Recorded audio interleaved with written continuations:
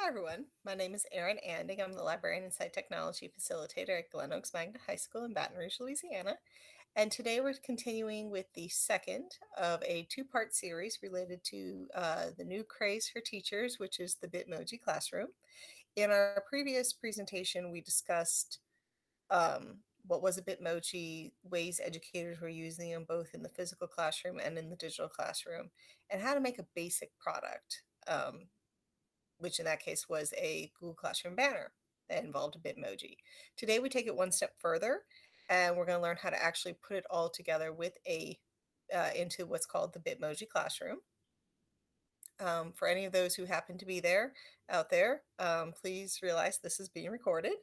And if you, for whatever reason, do not want to be recorded, you can always watch it on my YouTube channel once it's uploaded, and or please enter with your mic off and the video off. So without further ado, I'm going to go into present mode and we're going to learn how to make a Bitmoji classroom.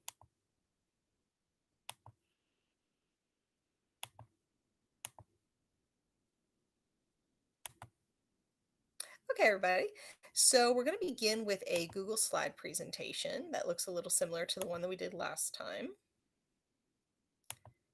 So this is Introduction to Bitmoji Classrooms. My name is Erin Anding, and I'll wait for it to load. There we go. And today is May 29, 2020. Notice once again all the different Bitmojis that can be made. I got me up here reading. I'm still a librarian. My kids have been doing various things in the backyard with the pandemic, like soccer. I applaud any teacher or staff, educator, administrator who wants to learn a new skill. And like I said last time, I don't drink coffee, but here is a pretend cup of hot cocoa for you for listening to me today. Please remember to mark your attendance and help me to improve at tinyurl.com/GOMHS intro to Bitmoji Classrooms. That's tinyurl.com/GOMHS intro to Bitmoji Classrooms. I will show this towards the end, once again, if you don't have time to write it down. But if you're from Glen Oaks, please make sure to do this because to mark your attendance and help me improve. Anyway, today our objectives are: the learner will compare and contrast Bitmoji classrooms to other hyperlinked activities, determine how they can use a Bitmoji classroom in their instruction, and learn how to create and maintain a Bitmoji classroom. Okay. Um, a Bitmoji classroom is just, in my brain, the 2020 version of a long line of hyperlinked activities that educators can do with their students.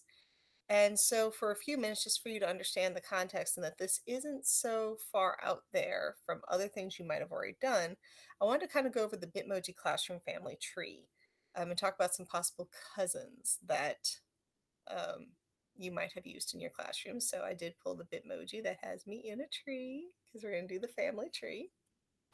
And we need to start with the granddaddy of them all, which were web quests. Both the prepackaged ones, you can still get them through things like Worldbook Online, and those that were created by teachers. The whole point was for students were to perform inquiry tasks that used internet information. So, you gave them the hyperlinks and they were supposed to go out, find information. It was a guided search. It was a web quest. They had a goal. Definitely needed hyperlinks. These have been around for over 2 decades. One website that I looked at claimed that they started in 1995, which would imply that web quests have been around for 25 years. And I'm sure most teachers at some point have probably done some kind of web quest. So you're already moving towards the idea of you understand what a Bitmoji classroom is. Okay. Two others that I had done in the past, but got to know more as I went through the Google Level 2 certification process. So these are two things that were on the Google 2 test when I took it. What was that, a year and a half ago? 2 years ago? Were hyperdocs and multimedia text sets. I'll be honest, I use these for the bulk of the time that I teach students nowadays in the library. A hyperdoc, not just a worksheet like WebQuest, not just a worksheet. There is supposed to be some inquiries, some reflections, some learning going on, but you do hyperlink everything that a student would need to complete the task, whether that's a resource they need or a skill they might need to know to complete the task, any kind of information, everything is hyperlinked right there in the document, okay? It definitely has similarities to the web quest. A multimedia text set, I think of as kind of like for exploration. So I think of them as fantastic things to like intro a unit. And they often combine both digital and physical items for a person to explore a topic. So to give an example, um, last around Christmas time, our school has a middle school dance class, and the teacher was teaching ballet, and they were definitely learning the steps, but they hadn't really like delved into the culture of ballet. So she brought them in. Now, in this case, we did actually do all digital because I just didn't have the physical resources to pull it off. But it's kind of like it's set up in two columns, the traditional, and you give them a series of tasks. They use different versions of media, multimedia. And on the other side, they might answer, the other column, they might answer questions. They give their impressions, what they thought, what they felt. They do some reflection. So in that case, they did everything from listen to a 5-minute podcast about the history of ballet. They had to listen to some classical ballet music. Um, they had to go to a online ballet dictionary, research 5 basic dance moves, and then performed a Google search to find an image of each one of them. They used Google Earth to hop around the world to go to the different major ballet companies so they could see the theaters that the ballet troops were performing in. They watched a video about uh, how ballet shoes are made, point shoes, and how they're broken in, and how they're the whole production behind them from the major company in ballet in London. And it was very interesting listening to him because a lot of our kids didn't have a lot of experience with ballet. So they were leaning over to us and going, "Okay, have you seen the Nutcracker? Like, I think I know this music. Yeah, I know this." And then we looked over at one point, and they had been doing they'd learned the 5 positions of ballet, but now they're also seeing a video of it. And all of a sudden, we looked over, and there was 3 or 4 girls in the library practicing first, second, third, fourth, and fifth position. But they explored the topic. Okay, so multimedia text set. Both of these would be excellent things for someone to consider for distance learning next year. And then comes uh, the new wave, which are not just hyperlinked words, but hyperlinking a thing with a product called ThingLink. And the thing could be anything: a video, photograph, image. And these are 2 examples of ones that I've done throughout the years with the students, and both using ThingLink, which is a real program. And give you an example so you can see how one looks from them. We'll just look at the top of their banner.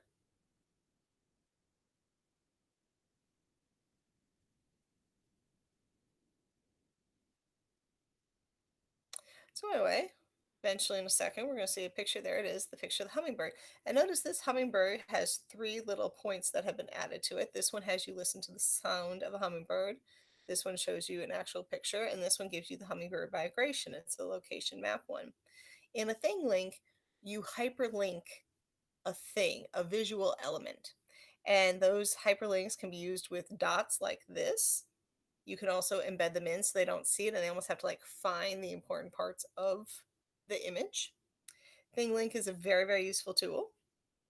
It does have a free version that is becoming more limited as the years go on, like most things tend to do for free. But wonderful program if you'd like to consider it. I used it twice, and to give you the impressions that from the students, this was the very first one I did in 2013, 2014. I was working with an English 3 class. It was like my first time I stepped into any of this. And I was petrified. And I didn't even know enough to hand it to the students. So I decided to use it with the active board to present the research tools, research resources they would need for an upcoming project on Shakespeare, and rather than just another PowerPoint. And so I took this image of William Shakespeare, which is the only portrait known to be done during his lifetime, and I was putting the dots, kind of like you saw on the thing link. Well, it was the thing link. I was putting the dots from ThingLink on the important parts. And what was interesting is not only were they learning the research tools I wanted them to learn, but they were actually analyzing, or at least more closely looking at the portrait. So, like, if you look really carefully, you can see that William Shakespeare had an earring. He had a gold ring, gold hoop earring. And I put one right there, and that just like blew the kids' minds away. They were like, William Shakespeare had an earring?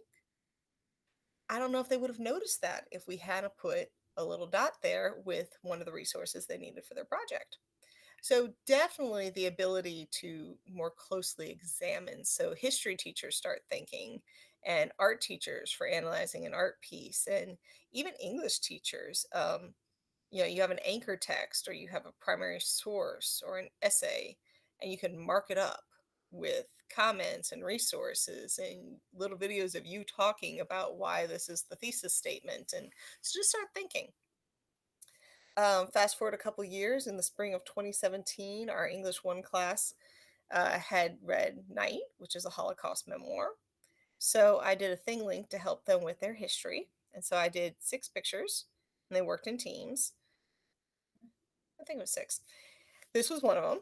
And so once again, using the thing link, I put the dots in the major locations to help them analyze the picture. And so there was definitions, there was videos, there were biographies, maps.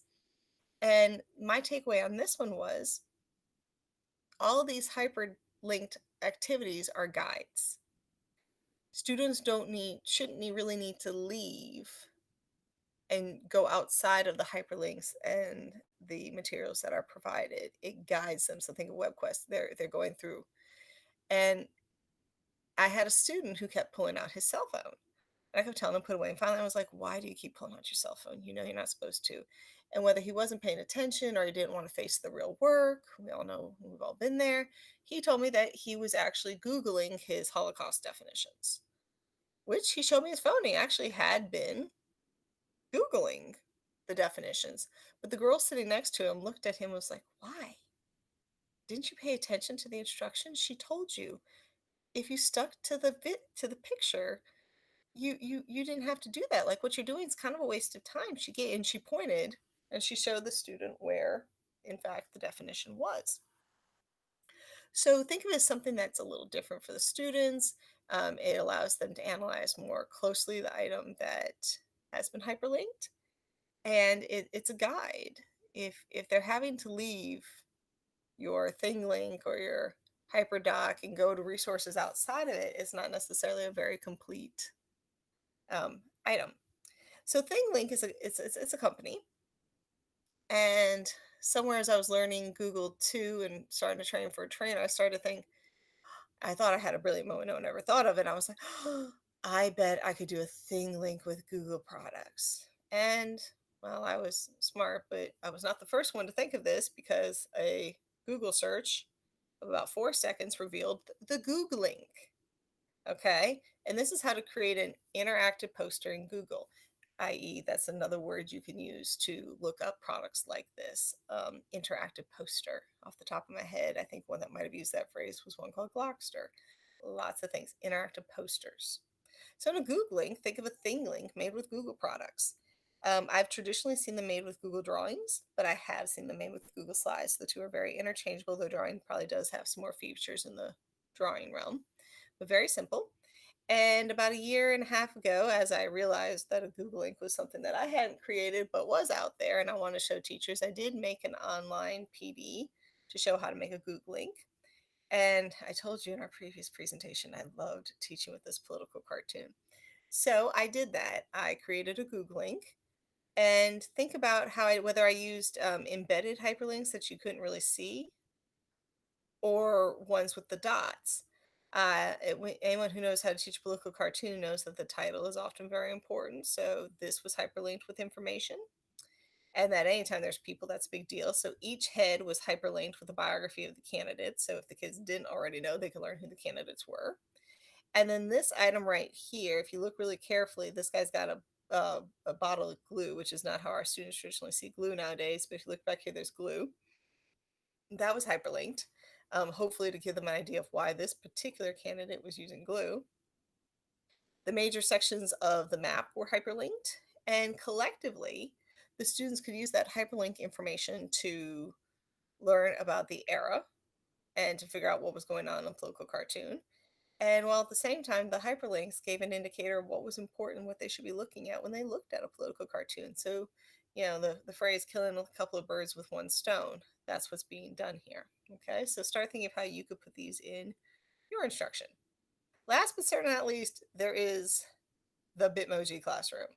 And to me, that is a very specific, this is me personally, a very specific way of doing a Google link. Okay, so let's think about how these get used. You're going to create some kind of classroom. put your Bitmoji in, and then you can put hyperlinks. But why would you take the time? I keep telling y'all that you now have a physical classroom and a digital classroom.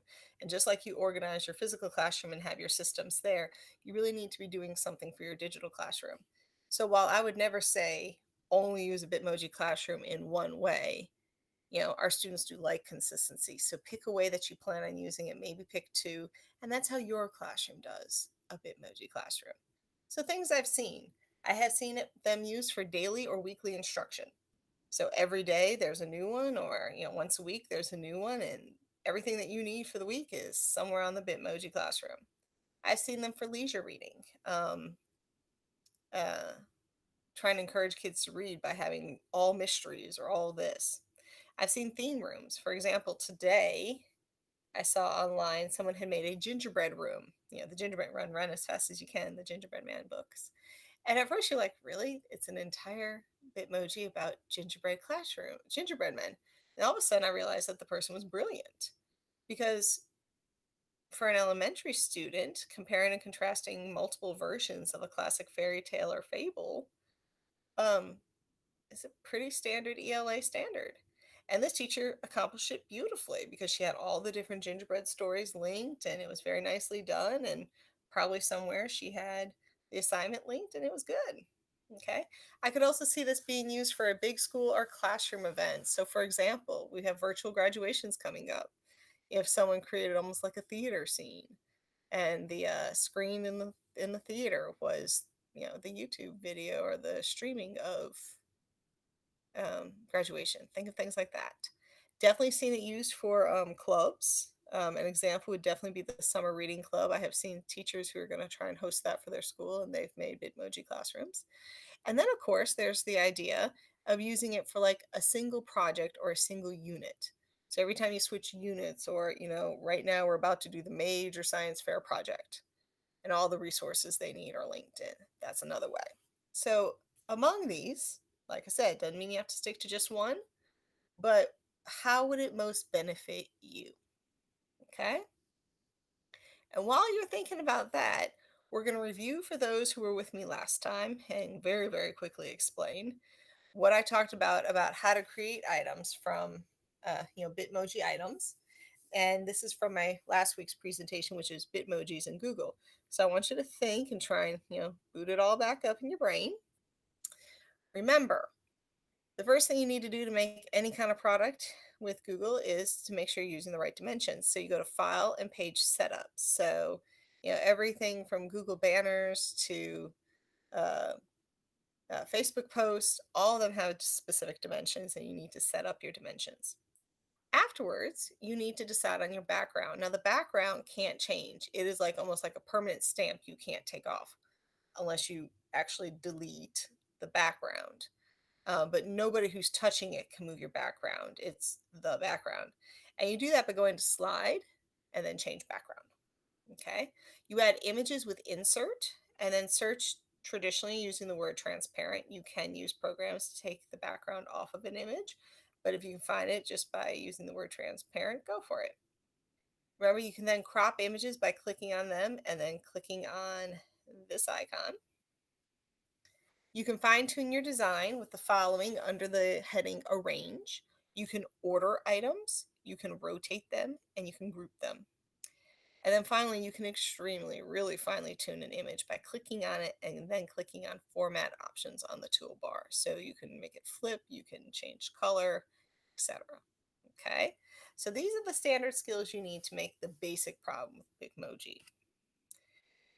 But if you're going to take the basic product, like a Google banner or Facebook post, and you want to up it to a Bitmoji classroom, you need the step of adding hyperlinks. Okay. A Bitmoji classroom without hyperlinks is really just a pretty picture. Okay. But you need to know how to add hyperlinks. Okay. Remember, to add a basic, something from the web hyperlink, you go to Insert and Link. And that's pretty standard on most of the Google products. Okay. Insert link. You can hyperlink anything that can be clicked on. If you can click on it, you can probably hyperlink it. So words, shapes, images, etc. Lots of things can be hyperlinked, and I will show you how. That's pretty much it. if you're going to hyperlink something from outside of um, your control. But you can hyperlink things like documents, sheets, forms, Google Slides. Those can get hyperlinked into a Bitmoji Classroom, okay? But you do that by making sure that you get a shareable link, okay? A shareable link. And there are multiple options, and not all of them are going to work in this correctly in this situation, okay? But adding hyperlinks, insert link, all right? We are going to take 1 second for me to show you all of that. So I've got this little slide up here. Pretending I'm doing something about the plant life cycle. I already have text and I have an image. And we're going to say that I'm doing this for a slightly younger crowd and I want Brain Pop Jr. I'm going to copy and paste over here. Remember, insert, link,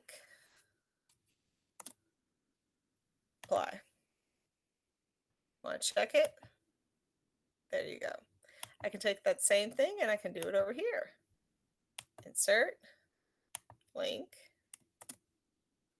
add by pasting. Look down here. If I want to take it away, I go to the one that looks like a link with a slash through it. If I want to copy it, if I want to edit it, okay? Now, that's how you make a hyperlink within the Bitmoji Classroom, okay? But what if I wanted to take this slide, like I love this slide, and I want to take this slide and I want to put it into my Bitmoji Classroom that's relating to plant growth. So my son is in kindergarten and their, I think, third unit in science was about sunflower growth. So the teacher's putting together a Bitmoji Classroom in which there's probably a heavy emphasis on flowers and science. And along the way, she wants to link this presentation. Here's how she would do it. She would either go to share or file share. And remember, this is to get the whole thing.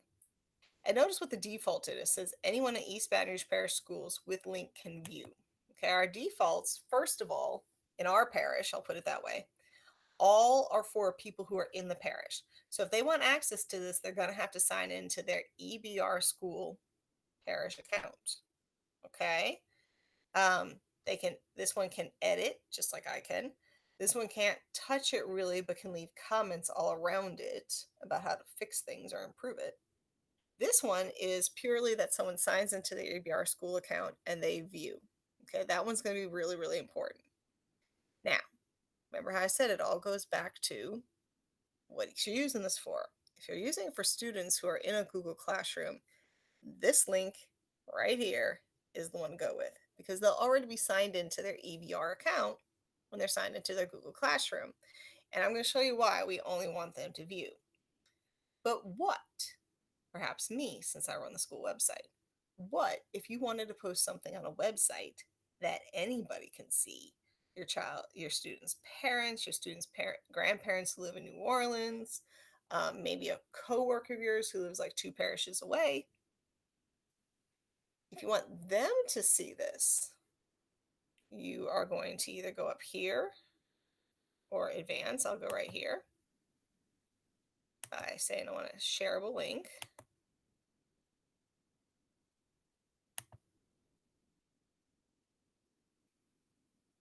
For some reason, it's not wanting to do it the way I normally do it, but we can go here. Notice, back to what I was going for. This is just if you share it with 2 or 3, specific people. This is what is on default, though, it gets a little more specific about viewing, editing, and commenting. They have to be logged into district account and have a link. Just need to be logged into a district account. As long as they can find it, it's good. This one is the one I tend to use when I'm using the school website, which is on anyone with a link.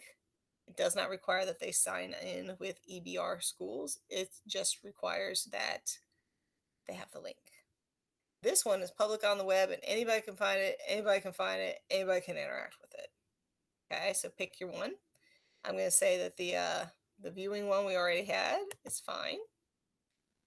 I take this, I copy it, I paste it. Remember the insert link. And now this whole slide with its hyperlinks has become a hyperlinked item in a Bitmoji classroom. Okay.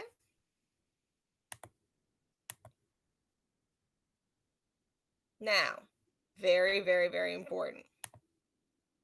How do you distribute the Bitmoji Classroom to students?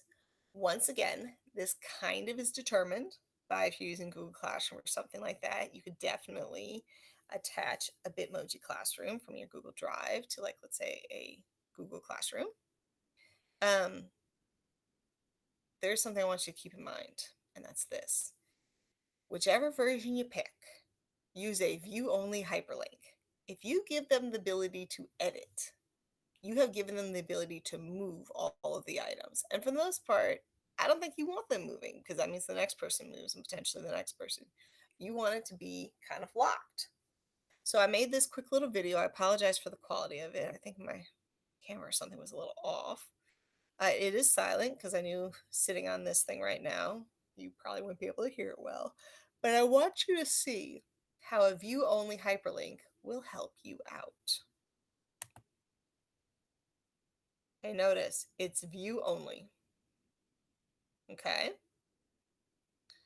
Notice this person or me who, when they clicked on the map, got the hyperlink, but didn't get to move the object. Okay. And it brought us to a podcast. If I click on the computer, this is excellent. Clever is kind of one-stop shop portal and single user sign-in, so teachers don't have to waste time looking up usernames and passwords. It's also for data security, so why wouldn't I put that into a Bitmoji Classroom? Notice the jack-o'-lantern. This is supposedly from October. So the jack-o'-lantern there is purely as decoration. It cannot be moved due to how I set it up. And it doesn't give me a hyperlink either. It is purely decoration, but the student finds that out the moment that they touch the item. Okay? We're going to now spend the rest of our time looking at some classroom examples I made and for me to demonstrate. So wide-eyed moment. And just as a reminder, please remember to mark your attendance and help me to improve at tinyurl.com/GOMHS Intro to Bitmoji Classrooms. Okay? So let's get out of here. And we go to the first one I made, which I will probably have to do in the fall just because I want to, but it fits perfectly for the end of our school year because if you didn't know, the theme for the library was There's No Place Like Home. Because partly the movie had hit its 80th anniversary last fall, but also because that's how I felt. There's no place like home. The library had been everywhere and anywhere for several years, it felt like, and now we were moving into a new space. So this is something that totally would have fit into the theme because I could have seen putting this on the active board and the students looking around. I could have seen me putting it out on the school library website. I still might do that stuff. But I need you to understand, I didn't create most of this. In our last presentation, I told you about the Bitmoji Craze for Educators Facebook group. The admins have now just launched a YouTube channel as well, and there are other people out there who are willing to help. But remember, the group has 80,000 members. So someone, somewhere, maybe over the rainbow, I don't know, was ever so kind as to create the basic template for this. And then I just wrote a little, thank you. So excited to use because of our theme. And then I took out that person, added myself, and the person had maybe 9 of the original series from L. Frank Baum. I added all of them that were written by L. Frank Baum if I didn't go into like short stories. And then I went and added the hyperlinks for what I wanted. So a lot of these hyperlink to, since there's no copyright on these, to Project Gutenberg. This one here, I kind of had to make the call. Did I want to do Project Gutenberg or did I want to do, which I could get, or did I want to access Mac and Via, which is our school's ebook accounts? We don't have the full unabridged, but we do have abridged, and we do have graphic novels and several other things from The Wizard of Oz. There's nothing saying I couldn't have made this Project Gutenberg and then done down here Mac and Via. It's all up to me. Okay. But along the way, I then allowed them to explore this world with things like a hyperlink for Somewhere Over the Rainbow, this version, Somewhere Over the Rainbow, this version. Here I've got a link to the book trailers for the Dorothy Must Die series, which totally changes how you look at the Wizard of Oz. Over here, I've got Goodreads for the Wicked series, and I've got a biography of L. Frank Baum, and of course, Wicked led to Wicked the Musical. And then, another version. We've got the song Ease On Down the Road from The Wiz, information about quotes, information about how they created the tornado in the original movie. And look at all the information, all the background knowledge, many of which our students maybe not. I have several who haven't seen The Wizard of Oz. Think of how much background knowledge they get if they have had no exposure. And even if they have had exposure, look at all the gains they might be getting. Okay. So remember, I would then distribute this with a view only link, and away I would go. I have another one here that I, once again, got the background from the Bitmoji Craze for Educators group. And so this is for Harry Potter. I put myself and about 5 objects into the common room. And super, super excited about this one because J.K. Rowling, um, she pretty much lifted the copyright on a lot of her work so that teachers could read to their students online for free. And she's even publishing for all the children who are stuck at home this summer with the pandemic. She is publishing an original piece that's never been published before weekly online. So these are the type of things that I've put in for the Harry Potter world. So, for example, uh, that's introducing Harry Potter. This is Harry Potter at home. Even before she started the new book being released chapter by chapter, she had started the people who were in like the Harry Potter movies and stuff. They've been reading 1 chapter a week of Harry Potter and the Sorcerer's Stone.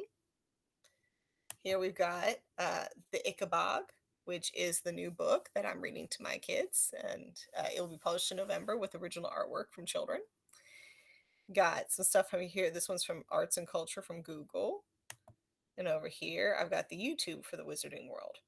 So yet another one that I could have put up on an active board. I could put in a Google Classroom. If I got enough kids together to read Harry Potter, this would be one way they could explore that world. Think of the potential possibilities. Okay. This one was the first one I ever made and is probably the most traditional as far as a Bitmoji Classroom.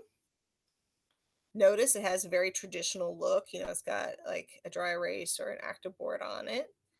We all, keep our stuff up in the same order on the board. So here's the Bellringers subtitle, the daily activities, and the unit research project. And then it's got a bunch of objects, some of which are linked and some of which aren't linked. Now this to me, seeing as it says week 17, would be for a week's worth of instruction. And my brain looked at it as all of these things were linked to something important that they would need for their research project, their daily activities at Bellringers. So the clever accounts, different biographies, different resources. This one down here has graphs and charts.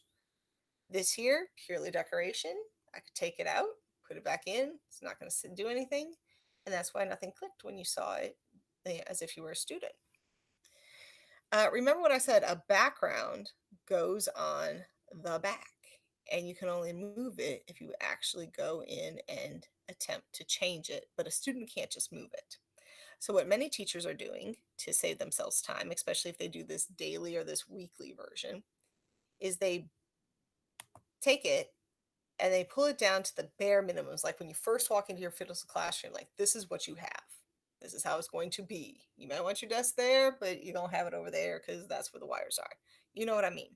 So in my world, that was how I set up the board itself, the flag, a stool to put some kind of decor on, and a little bench for things like laptops, etc. I could take this. Now remember, this should be done. I did this just for ease of the tabs up here. Okay. If I was really doing this, I would have done this one. And then I probably, unless I could tell it specifically which ones to download, probably would do another one in a separate file, etc. These are things you have to play with. Okay. But hypothetically, I'd go to File, I go to Download. I would download this as either a JPEG or a PNG. I would download this.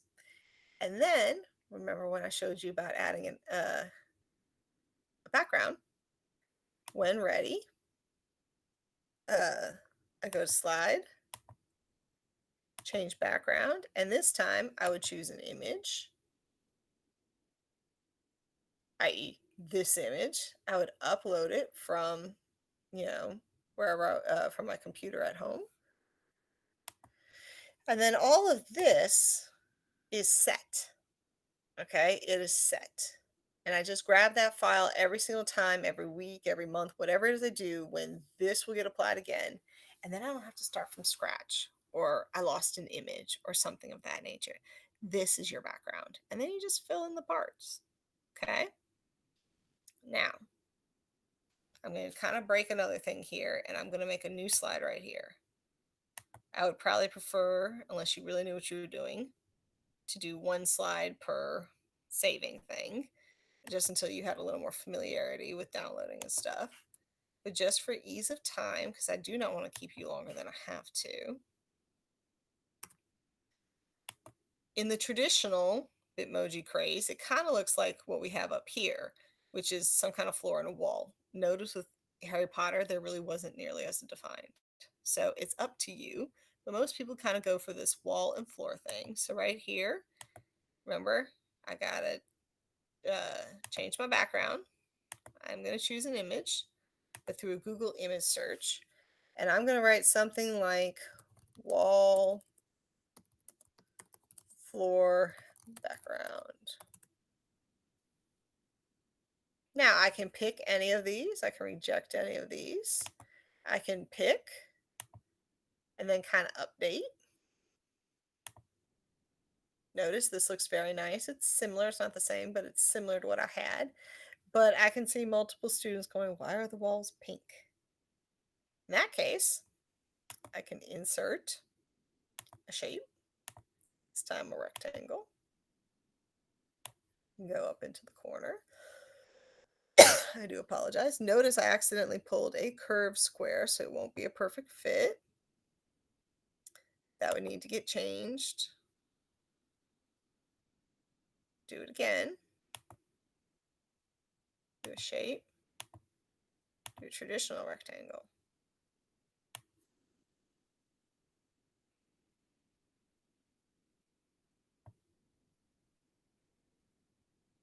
Add a new color that, I feel more comfortable with. So maybe like a green, if you like that. Now, right now, the background can't be moved, but this green rectangle is not the background. So now you gotta start working with things like grouping, or perhaps just make sure that you don't let the kids touch it in a way that they shouldn't. Or maybe when this is all said and done, you download a JPEG, PNG, and then upload again as a background. And once again, no one will know the difference if there was something behind it. So, image, search the web.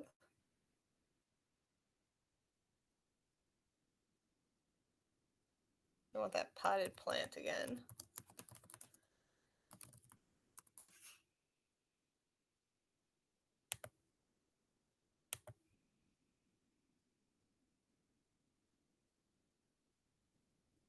Obviously too big.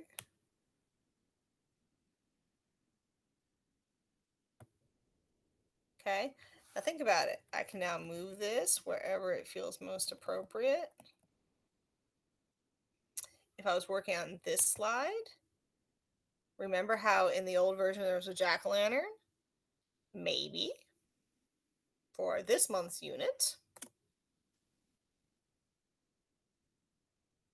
Let me that.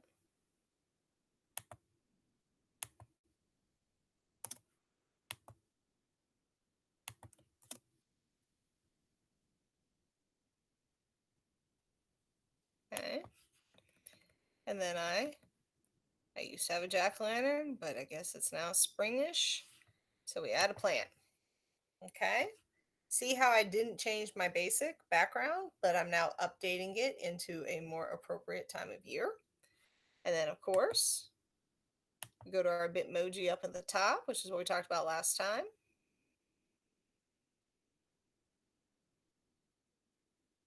Get me waving.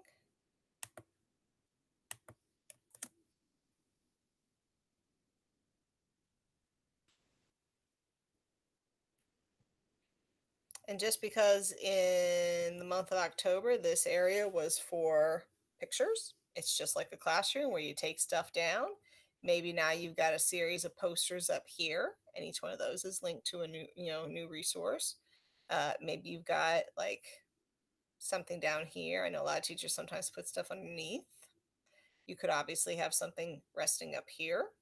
There could be new things back here, more towards the front to discover. It's all up to you. Okay. The main thing though is the remember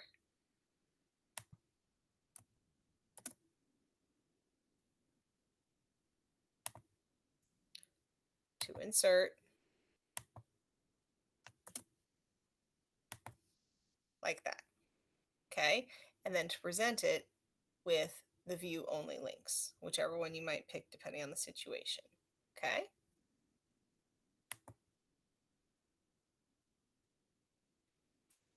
At this point, that is all we have to say.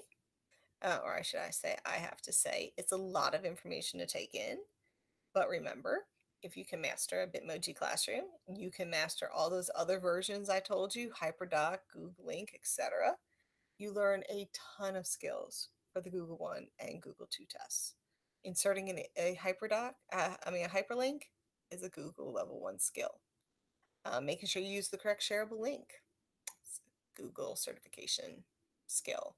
How to make a hyperdoc, how to make a multimedia text set, um, how to make an attractive, presentation, whether it's in Google Drawing or Google Slides. All of these are skills you have to know. So if you can master the Bitmoji Classroom and figure out how to integrate it and how to share it in a way that the students don't move everything around, you are well on your way to not only having a really fun way to teach, kind of addicting way to teach, but you also have a lot of the skills you need to pass that test. Remember from the previous slide, if you have any questions, you can always, uh, call me, text me, whatever. You can Google it. You can also join those Facebook groups and YouTube groups that are forming around Bitmoji classrooms across the country. Thank you so much. I truly appreciate it. Have a great day.